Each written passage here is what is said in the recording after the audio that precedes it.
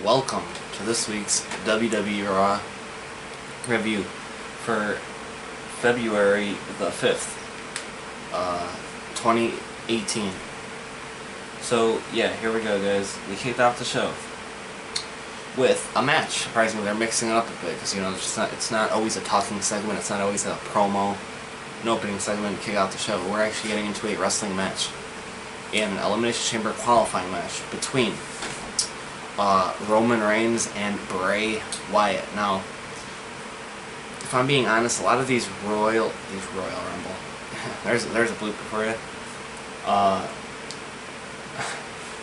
These Elimination Chamber qualifying matches have been pretty much predictable. I mean, let's look back to last week. John Cena versus Finn Balor, that was the one, admit it or not, was the one where you didn't know who was going to win. You guys can't say, oh, Cena's going to beat. No, you didn't. I honestly didn't know. That was the one where I was like, hey, either man could win.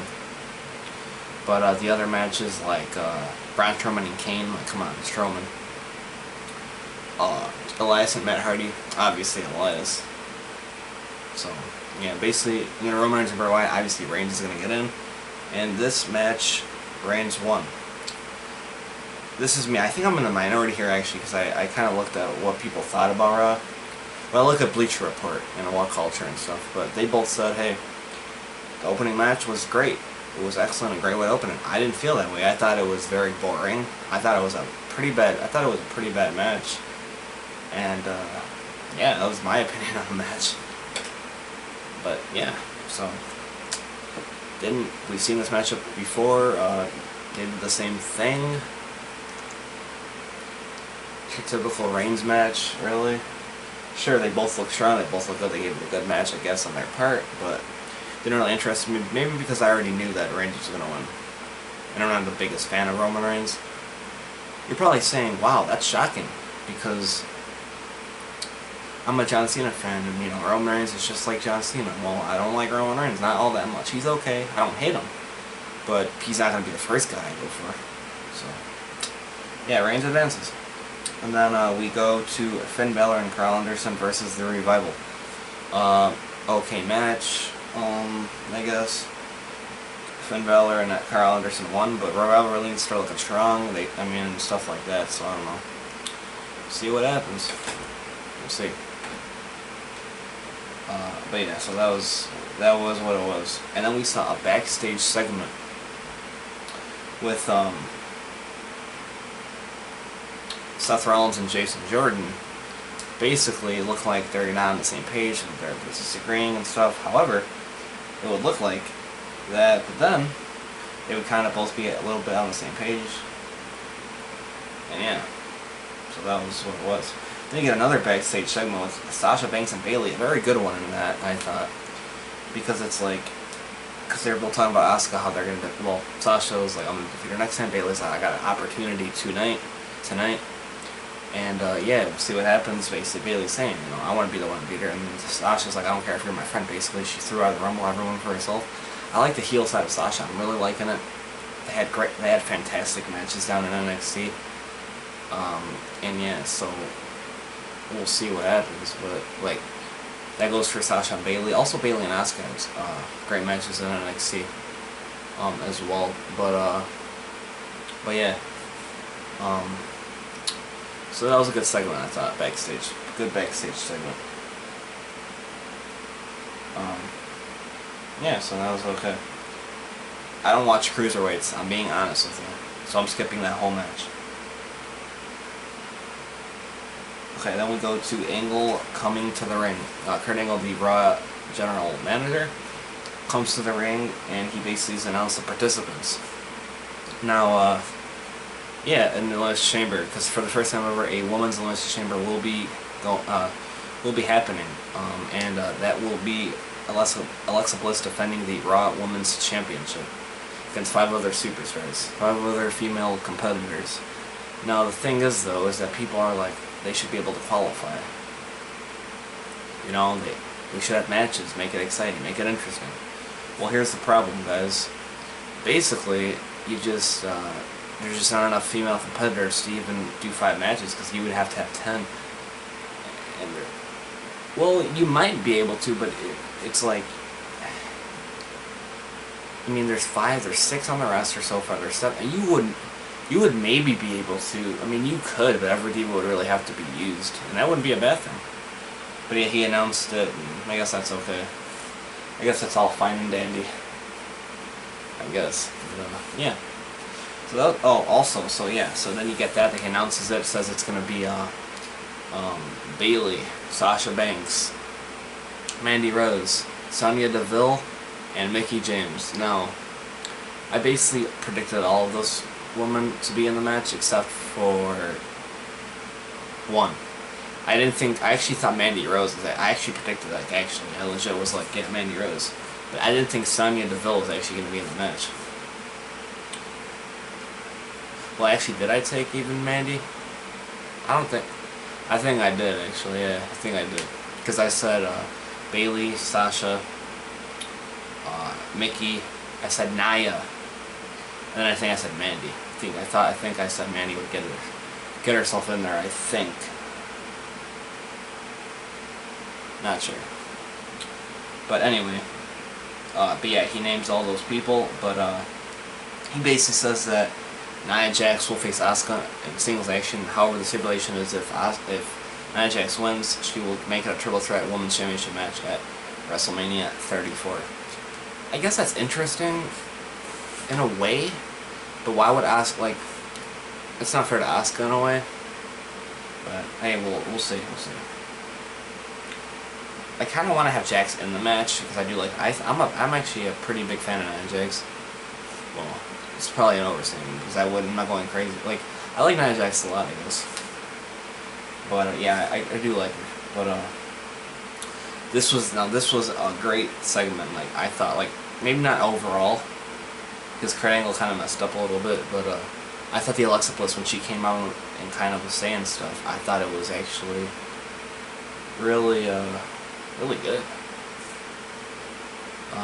Like, really, she kind of says stuff about, like, equality, gender equality, kind of, about how Brock Lesnar doesn't need to defend his WWE Universal Championship inside the Hell inside the Elimination Chamber, but Alexa Bliss does, because she's a female, and, like, do you have something against female? Like, it's just not fair, and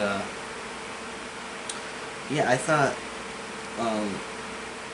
like, Brock doesn't even have to defend the title. And something I didn't know, like, she made some really great points. She actually, I mean, I really agreed with her. I was clapping. I was like, wow, good for you, Alexa Bliss. But but I didn't know that she didn't defend her title since October. I mean, that's like 4 months by the time Chamber comes around. I didn't know that. That's a long time. But then she also even makes another good point to say, hey, I don't make the matches, basically. She's like, you know, you didn't book me to defend my title. You haven't, so, you know, whose fault is that? So that's another good point. She's like, oh, you know, do you value Lesnar more than me? Like, why are we getting treated differently? And then he asked the audience, basically, do you want to see her defend it? Alexa calls Kurt Angle sexist. But that was a good segment. I thought Alexa Bliss, I think that was strong by what she was saying. I really liked that. Got some real, like, reality in there, like, and stuff like that. Yeah, I think that people probably ask. Because I thought that I agreed. I was like, why doesn't Brock Lesnar defend his title at the Chamber? Because he's Brock? I know. Like, if we're being honest, that's pretty much the truth. Then you have Asuka versus Bayley. Another really good match. I thought it was a great match here. Asuka's starting to get taken to the limit. And this was a really good match, a great match at that back-to-back weeks for Asuka and her opponents, Bayley and Sasha, in their respective matches against her on the Raw. The last 2 weeks have been really good. Both of them were very great, very good. And Bayley, we haven't really seen a lot of her being strong, a lot of her even being in the ring, a lot of her being used. And she's important. She's a former women's champion and all that stuff. We know she can deliver. She's over with the crowd. You know what I mean? This was great to see her finally get some time to shine. A great match against Asuka. Looking like she was actually going to pick up the victory. She looked very strong, and it gets her some relevance going forward because, yeah, a lot of people probably forgot about Bayley. I haven't seen her on Raw in how long? the whole year, was this the first Raw we've actually seen her compete in a match, really. So it was good to see her in a great match against Asuka, almost pulling it off, but yeah, having to tap out to Asuka. And there's no shame in that. So I thought Bayley was aggressive. She was showing strength, and like, she really wanted to beat Asuka. I mean, obviously, but you can tell, so that was good. Then you get an Elimination Chamber qualifying match. The Miz versus Apollo Crews. Another predictable qualifying match, I thought. On paper, it looked like. However, The Miz did win. Crews looked really good, though, in the match. Miz did his part. He's great on the mic and everything, so yeah. He's also the Intercontinental Champion, trying to become a dual champion. But yeah. We get to the Raw Tag Team title match. Roman Reigns and Seth Rollins versus The Bar. Basically, Jason Jordan can't compete. In the previous backstage segment, Roman Reigns is right there, I guess. He's like, hey, I'll be your partner. And Seth Rollins like, yeah, buddy. And yeah. So this is it. And then basically fucking winner by DQ The Bar. Jason Jordan, he loses it again, loses his cool, and he punches whoever, Cesaro or Sheamus, I know. After they're messing with him, kind of, he's trying to help out, but then he loses cool, and then yeah, Seth Rollins is pissed, but then apparently Jason Jordan got surgery earlier this week, so apparently he's going to be in a singles program until WrestleMania with Seth Rollins. But I don't exactly know what the status of that is. But the whole match and stuff was pretty good. Was really good. I thought pretty good. Yeah. But yeah. So Jason Jordan's getting some good heat, and he's getting booed. He looks like he's gonna be a heel. So we'll see. But yeah. So Nia Jax versus Vanessa Floyd, I guess. An enhancement talent. Apparently she's only like 17 or 18. Or she's really young. I know the enhancement talent was, and I didn't know that. I was like, apparently she's a champion in another promotion. I was like, okay. But Nia Jax obviously squashed her. And it was good to see Nia Jax be powerful and dominant and all that stuff, so yeah. That's really all I gotta say about that, because there's really nothing to say. And I thought she actually had a very strong promo after she won the match about Asuka and stuff. So that was really good too. Then you get Sonya Deville versus Mickie James. I thought Sonya Deville should have won this match, however, she did look really good in the match. And I don't mind her losing for the fact that it was basically kind of like a fluke, kind of, in a way. Like, because Mickie just kind of rolled her up and she won. It was like out of nowhere, so and Sonya Deville kind of had the upper hand in the match, so I could roll with that. Getting caught off guard, so. It looked like they kind of threw a couple these woman matches kind of just out of the blue, kind of, to be honest.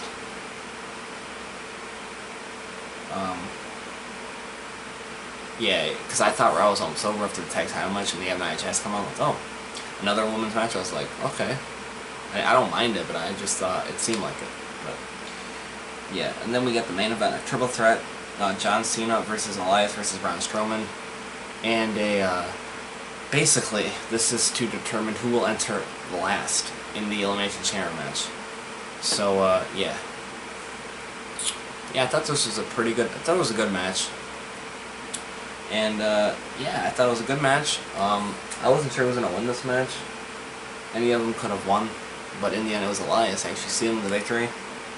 And that's good. Now he earns the number 6 chamber spot.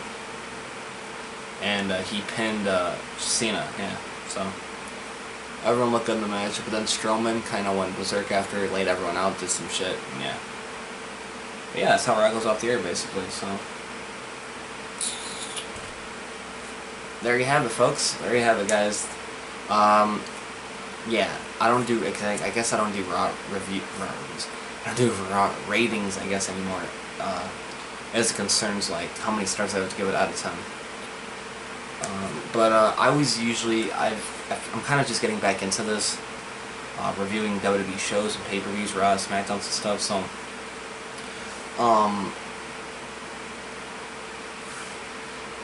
but yeah, so starting this week, I am going to give this Raw, it looks like I will give an 8 out of 10. I think that's a fair rating. Maybe that's high. I kind of don't ever look, really, so it's an 8 out of 10. Is that a little too high? I just want to make sure. 8 out of 10?